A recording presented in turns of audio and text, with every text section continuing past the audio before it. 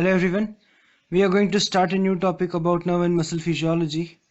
But nerve वाला portion काफ़ी general physiology से रिलेटेड है और हमने काफ़ी पहले यूजी में पढ़ा भी है, तो उसके बारे में डिस्कस ना करते हुए हम मसल वाले पोर्शन पे आते हैं। नर्व में एक इम्पॉर्टेंट पार्ट है, वो है डिजनरेशन और डैमेजेस जो हैं, तो उसके ऊपर एक क्विक रिकैप ले लेते हैं। Then after we will proceed towards the muscle physiology.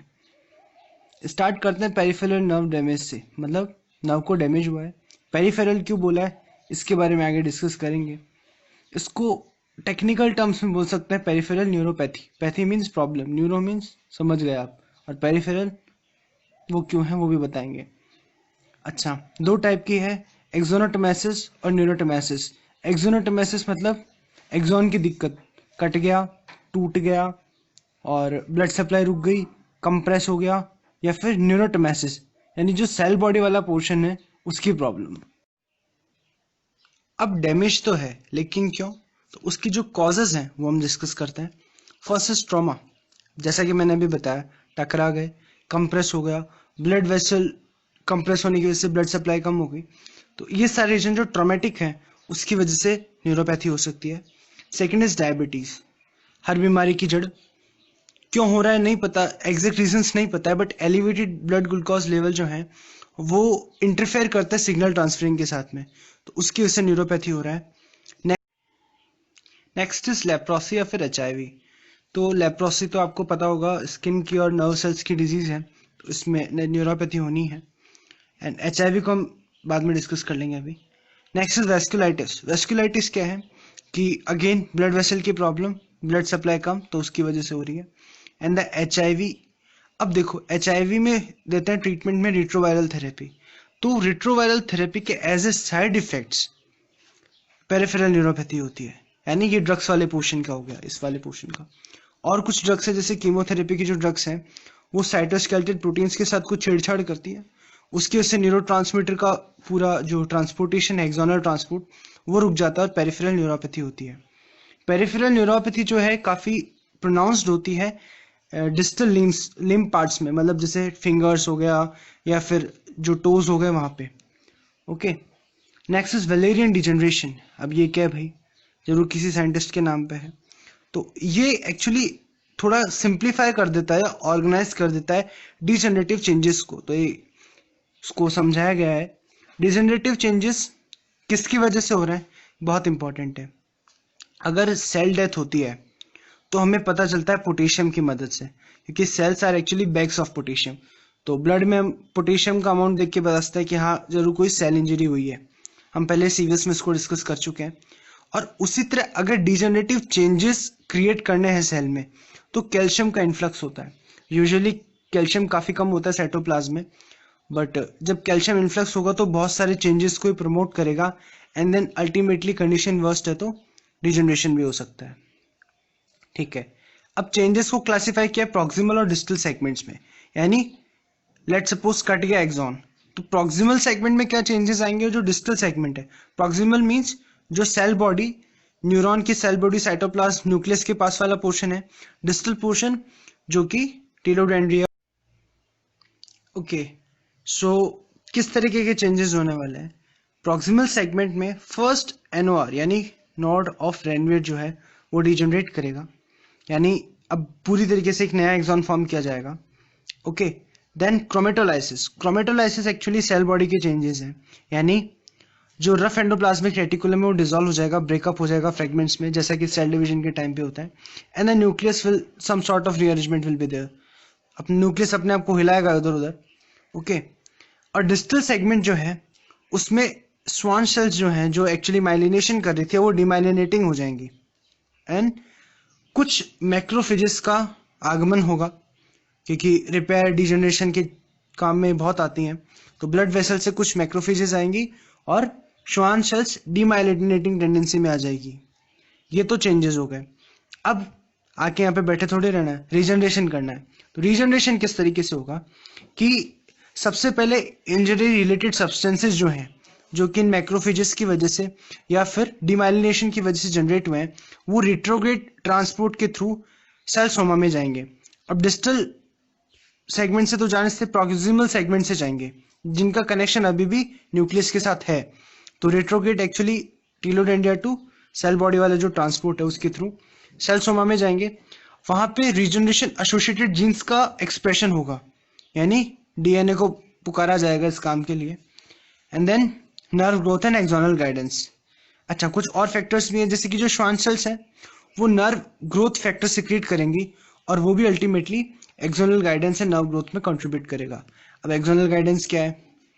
Exons बिजली के तार जैसे हैं, मतलब wire should be directed towards the right appliance. कौन से प्लग से कौन सा अप्लायंस ऑन होगा, ये हमको पूरा पाथ एक बनाना पड़ता है कि इधर से जाके फिर उस प्लग से निकलेगा and so on. Means axon damage से पहले कहाँ था, उसके टीलोडेंड्रिया क्या थे, वो कौन से नर्व्स कौन से प्लेक्सिस के थ्रू जा रहा था, that should be repaired, that is axonal guidance. Okay, अच्छा, ये दोनों काम होने के बाद क्या होगा? प्रॉक्सिमल जो सेगमेंट है उसमें ग्रोथ कौन अपेयर होगा। कौन मीन्स आप समझ गए होंगे, कौन शेप का स्ट्रक्चर जो कि आगे बढ़ रहा है, जस्ट लाइक जो ड्रिलिंग मशीन होती है उस तरीके से, और वो ग्रोथ करवा रहा है। और जो डिस्टल सेगमेंट है वहां पे स्वान सेल्स का एक्सटेंशन अपियर होगा, मींस ये सपोर्ट करने वाला है जो न्यू एक्सॉन फॉर्म हो रहा है उसको। ओके, सो ये बात तो हो गई नर्व्स के डैमेज की। अब चलते हैं आगे। इसको पेरिफेरल पेरिफेरल क्यों कर रहे हैं? सीएनएस में कुछ नहीं होगा क्या? बिल्कुल नहीं होगा। रीजन, सीएनएस का नर्व टिश्यू इतना अच्छे से रिपेयर नहीं होता है। रीजन, पहली बात तो डेब्रिस रिमूवल बहुत कम है, मींस अगर डैमेज होता है तो जो कचरा इकट्ठा हुआ है उसको साफ करने वाला वहां पे कोई नहीं है। CSF is highly deficient of macrophages, it's very important. CSF में बहुत कम मैक्रोफेजेस होती है, सो डेब्रिस रिमूव करने वाला कोई नहीं है। अच्छा, तो जब तक डेब्रिस रिमूव करने वाला नहीं होगा तो साइटोकाइंस, या जिसको हम कह सकते हैं रिपेयर के लिए जो फैक्टर्स आ रहे थे, जो केमिकल रेस्पॉन्सेज आ रहे थे, वो अपीयर नहीं होंगे। ओके, एंड देन लास्ट, यही जब कम होंगे तो जो जीन्स हैं रिपेयर के, उनका एक्सप्रेशन भी काफी कम होगा। इसलिए सीएनएस में रिजनरेशन बहुत कम होता है या ऑलमोस्ट नहीं होता, यही मानिए नहीं होता। ठीक है, नेक्स्ट एक चीज आती है डिनर्वेशन हाइपर सेंसिटिविटी, या फिर इसको बोलते हैं सुपर सेंसिटिविटी। ये क्या है?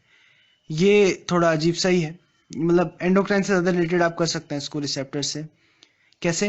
कि डैमेज हुआ, ठीक है हुआ, न्यूरोट्रांसमीटर का रिलीज बहुत कम, तो एज ए नेगेटिव फीडबैक, ठीक है, नेगेटिव फीडबैक के चलते जो पोस्ट साइनेप्टिक मेम्ब्रेन है ना, उस पर रिसेप्टर्स का नंबर बढ़ जाएगा।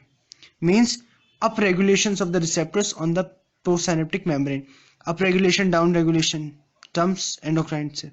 तो अप रेगुलेशन मींस रिसेप्टर का नंबर ज्यादा हो जाएगा क्योंकि न्यूरोट्रांसमीटर कम निकल रहा है, and this is the denervation hypersensitivity.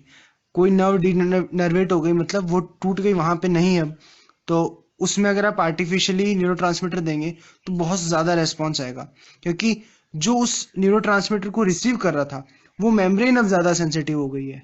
Okay, ये इतनी सी बात हो गई इसके बारे में। अब बात करते हैं कुछ terminology. We are in transition between the nerve and muscle. तो यहाँ पे एक्चुअली मसल्स की टर्मिनोलॉजी आ गई है। कैसे? कि फर्स्ट टर्म इज रियोबेस। तो रियोबेस क्या है? कि minimum strength of stimulus to elicit a biological response. ये एक्चुअली डेफिनेशन स्टैंडर्ड बुक से है, तो आप समझिएगा। एक मिनिमम स्ट्रेंथ का स्टिमुलस जो चाहिए बायोलॉजिकल रेस्पॉन्स क्रिएट कराने के लिए, यानी कितनी जोर से हवा चले कि हमारे बाल हिले और हमें पता चल जाए, या फिर कितने वेट का एक मच्छर या मक्खी बैठे तो हमें पता चल जाए। आई होप आपको बात समझ में आ गई। Okay, so it's concern with strength. Next is utilisation time, that is duration for which stimulus of rheobase strength should be applied for eliciting a biological response. Means कितनी देर तक मच्छर या मक्खी बैठा रहे कि हमको पता चल जाए। ड्यूरेशन आल्सो मैटर, यानी ये वो टाइम है जो बॉडी को लग रहा है उस मैकेनिकल या फिजिकल सिग्नल को केमिकल या जो हमारी बॉडी का लैंग्वेज है उसको कन्वर्ट करने में लग रहा है। ठीक है, लिटिल बिट कॉम्प्लिकेटेड हो गया ये, बट आपको समझ में आ गया कि इतना टाइम कि वो स्टिमुलस रियोबेस स्ट्रेंथ का स्टिमुलस रहे और हमको पता चल जाए। Next is क्रोनेक्सी।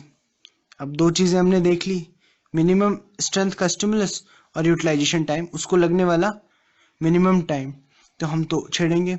अगर रियोबेस या कहूँ तो स्टिमुलस का स्ट्रेंथ बढ़ा दें तो क्या यूटिलाइजेशन टाइम डिफरेंट होगा? बिल्कुल होगा। या दूसरे शब्दों में कहें कि मक्खी की जगह थप्पड़ पड़े तो क्या टाइम डिफरेंट होगा? बिल्कुल होगा। एंड दैट इज क्रोनेक्सी, थप्पड़ वाला नहीं, मतलब duration of stimulus twice the strength of rheobase. थोड़ा सा फिजियोलॉजी है तो मैथमेटिकल टर्म्स में चलेंगे। इस बार स्टिमुलस का स्ट्रेंथ डबल करते हैं तो देखते हैं टाइम कितना कम होता है, and that time, that duration is chronaxie. Okay, तो आपको बात समझ में आ गई होगी। नेक्स्ट, इतना ही था इसमें। ये सब चीजें, ये टर्म्स क्यों बताई चैप्टर में भी भाई, ये तो कोई लिंक बैठा नहीं। स्टैंडर्ड बुक में भी ये उसी चैप्टर में दे रखी है जिसमें नर्व डैमेज डिस्कस किया है। तो उसका रीजन ये है कि ये सारी चीजें फ्लक्चुएट करेंगी in response to these changes, जो डिनर्वेशन या डैमेज की वजह से हो रहे हैं उनमें ये सारी वैल्यूज जो हैं वो अप एंड डाउन हो जाएंगी। Next is neuromuscular junction. अब ये क्या होता है? न्यूरोमस्कुलर जंक्शन, जहां से नर्व केमिकल सिग्नल्स किस तरीके से मैकेनिकल सिग्नल्स में कन्वर्ट हो रहे हैं, that is neuromuscular junction. Definition doesn't matter, आपको बेसिक आइडिया है क्या होता है। आई होप फोटो क्लियर होगा। ठीक है, ओके। सो रेड कलर में शो हो रहा है प्री साइनेप्टिक मेम्ब्रेन। हालांकि साइनेप्टिक नहीं कहना चाहिए क्योंकि ये साइनेप्स दो न्यूरॉन के बीच में नहीं है, it is a junction between nerve and a muscle. फिर भी हम समझने के पॉइंट ऑफ व्यू से बोल देते हैं कि प्री साइनेप्टिक मेम्ब्रेन जो है वो और पोस्ट साइनेप्टिक मेम्ब्रेन जो है उसके बीच का डिस्टेंस साइनेप्टिक क्लेफ्ट है या साइनेप्टिक स्पेस है, दोनों मेम्ब्रेन के बीच का डिस्टेंस। ओके, सिंपल, स्पेस या क्लेफ्ट। देन जो शेप या स्ट्रक्चर पोस्ट साइनेप्टिक मेम्ब्रेन ने एक्वायर कर रखा है, मतलब मसल की मेम्ब्रेन किस तरीके से चेंज हो रखी है, दैट इज साइनेप्टिक गटर या ट्रफ। ये देखिए कटोरे जैसा शेप, तो दैट इज साइनेप्टिक गटर या ट्रफ। एंड उसमें भी कुछ इनफोल्डिंग्स हैं, यानी सरफेस एरिया बढ़ाने के लिए कुछ और एडजस्टमेंट्स किए गए हैं, दैट इज सब न्यूरल क्लेफ्ट्स। यानी ये भी क्लेफ्ट जैसे हैं, स्पेस जैसे हैं, बट ये सब न्यूरल हैं। ओके, जो ग्रीन कलर से मार्क किए हुए हैं, तो दे आर सब न्यूरल क्लेफ्ट्स। दोनों के बीच का गैप साइनेप्टिक क्लेफ्ट, और जो गटर शेप एक्वायर कर रखा है पोस्ट साइनेप्टिक मेम्ब्रेन ने, दैट इज साइनेप्टिक गटर या trough. Okay, then potential post synaptic membrane के, these are known as end plate potential और post synaptic nerve potential, more accurate is EPP. अच्छा, इसका magnitude negative 80 to 90 millivolts. Okay, सब बारी है कुछ रंग बिरंगे डायग्राम्स की। आपके सामने पेश है ब्लैक बैकग्राउंड में न्यूरोमस्कुलर जंक्शन। हाँ, एक बात और, प्लीज़ कमेंट्स में बताइएगा कि आपको ब्लैक बैकग्राउंड और डिजिटल नोट्स किस तरीके के लग रहे हैं। आप इसमें कोई चेंज चाहते हैं क्या हम वाइट बैकग्राउंड पे स्विच करें? तो प्लीज़ कमेंट्स में बताइएगा। Okay, back to business. Neuromuscular junction दिखने में बहुत ही खूबसूरत, क्या क्या है इसमें पॉइंट्स देखते हैं। वैसे तो हम बहुत पहले से पढ़ते हुए आ रहे हैं, बट कुछ चीज़ों को ऑर्गेनाइज करना है। सबसे पहले एस्टाइल कॉलिन के पास चलते हैं, उसकी वेसिकल्स हमें दिख रही हैं यहाँ पे, वो सिक्रीट हो रही हैं। ओके, बट ये पर्पल कलर की क्या है? टीन, लिखा है डेंस बार्स। डेंस बार एक्चुअली प्री साइनेप्टिक मेम्ब्रेन या कहूँ तो जो टिलोडेंड्रिया है वहाँ पे एक स्पेशल स्ट्रक्चर है। ये पता नहीं किस चीज़ की बनी है, मीन्स मेरे को नहीं पता, बुक्स को तो पता होगा, लेकिन ज़्यादा जानकारी हमारे टेक्स्ट में तो एटलीस्ट नहीं है इनके बारे में। मुझे जितनी मिली वो ये है कि इनमें कुछ स्पेशलिटीज़ हैं। ये एस्टाइल कॉलिन वेसिकल्स को अरेंज करती हैं अपने around in a linear pattern, बिल्कुल कुछ इस तरीके से। ये टीएस है, मीन्स आप इस गोल्जी अपैरेटस के ऊपर लटक के देख रहे हैं नीचे, तो आपको ये 3 लीनियर दिख रहे हैं ऐसे प्रोटीन्स, और उनके अराउंड तीन हॉरिजॉन्टली अलाइन दिख रहे हैं आपको प्रोटीन्स, उनके अराउंड लीनियर मैनर में अरेंज्ड है एस्टाइल कॉलिन की वेसिकल्स। सो ये जानकारी हमें डेंस बार्स के बारे में। और बुक्स में तो ऐसा भी लिखा है कि जो कैल्शियम चैनल्स होते हैं ना, ये इनके एक्सटेंशन ही हैं। खैर, उन पे आते हैं। सबसे पहले डिपोलराइजेशन वेव अराइव की एंड पे, वहां पे कैल्शियम विजिसीज जो थे, कैल्शियम वोल्टेज गेटेड चैनल्स, वो खुले, कैल्शियम अंदर आया, खानदानी काम किया, that is promotion of exocytosis. Till first video I am telling you कि कैल्शियम का एक ही काम है, अगर वो सेल में आ रहा है तो प्राइमरीली कि एक्सोसाइटोसिस को प्रमोट करना है। तो एक्सोसाइटोसिस का प्रमोशन, एस्टाइल कोलिन बाहर खड्डे में गिर गया, ओके, देन पहुंचा येलो कलर के acetyl Colin gated ion channels के पास में। इनकी की क्या खासियत है कि भाई एस्टाइल कोलिन जैसे इनसे अटैच करेगा ये ओपन हो जाएंगे लाइक दिस, और अगर नहीं करेगा तो क्लोज रहेंगे। जब ओपन करेंगे होगा या करेंगे एस्टाइल कोलिन के थ्रू, तब क्या करेंगे, ये पॉजिटिव आयन का इन्फ्लक्स करवाएंगे मसल मेम्ब्रेन के अंदर। मतलब पॉजिटिव आयन कौन सा, पोटेशियम? नहीं, पैसिव है, कैसे कराएंगे, तो पोटेशियम तो अंदर ज्यादा होता है, तो बेसिकली सोडियम की एंट्री होती है इनके थ्रू।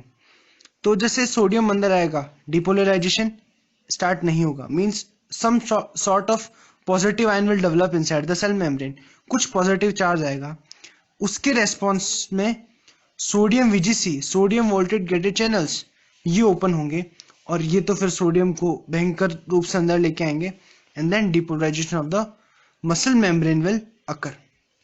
ठीक है, ये बात हो गई। अब कैसे रहता रहेगा हमेशा, वापस रिपोलराइजेशन भी तो कराना है ना। तो ब्लू कलर का हमें दिख रहा है acetyl choline esterase, ester bond को ब्रेक करने वाला एस्टरेज। तो ये यहाँ पे ब्रेक कर देगा एस्टाइल कोलिन को एस्टाइल कोए प्लस कोलिन में, एस्टाइल कोए वही कोएंजाइम में माइटोकॉन्ड्रिया वाला।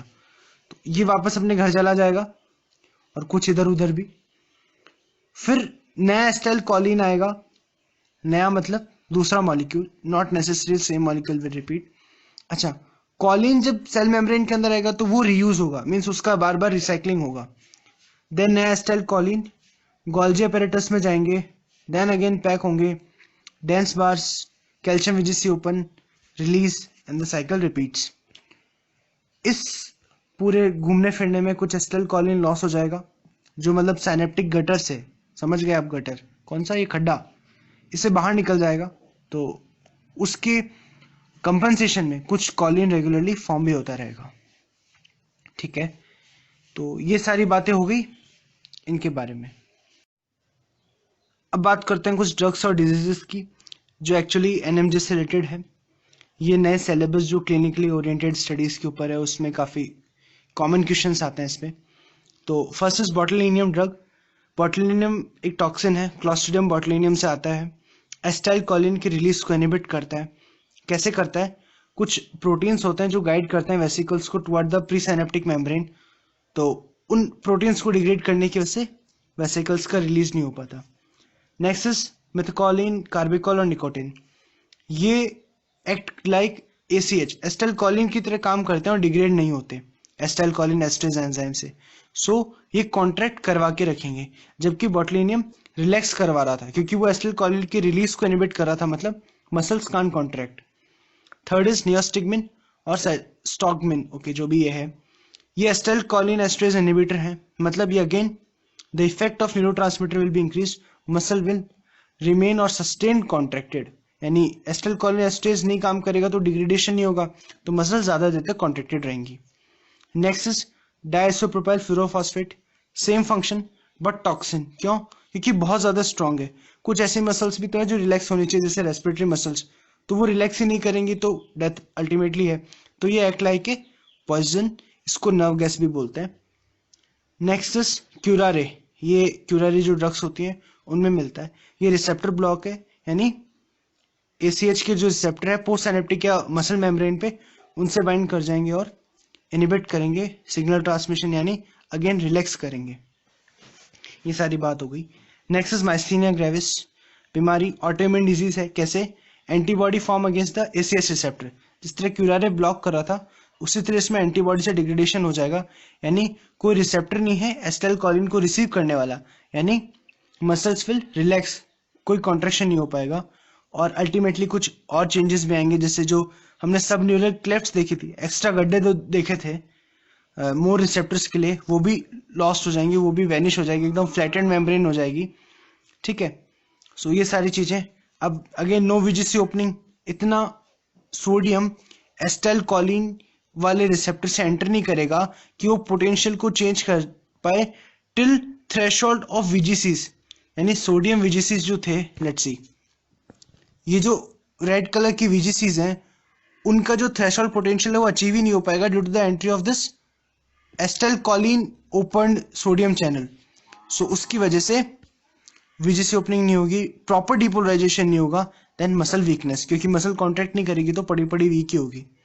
ठीक है, so that's all for today's video. अगर आपको अच्छा लगा तो प्लीज़ लाइक कीजिएगा और इस वीडियोस के लिए हमारे चैनल को सब्सक्राइब कीजिए। आपको नया फॉर्मेट कैसा लग रहा है हमें कमेंट्स में बताएं। आपको कोई क्वेश्चन हो तो भी हमें कमेंट्स में बताएं। इसके बाद जो टेस्ट इंक्लूडेड है वो भी प्लीज़ अटेम्प्ट कीजिएगा। Thank you.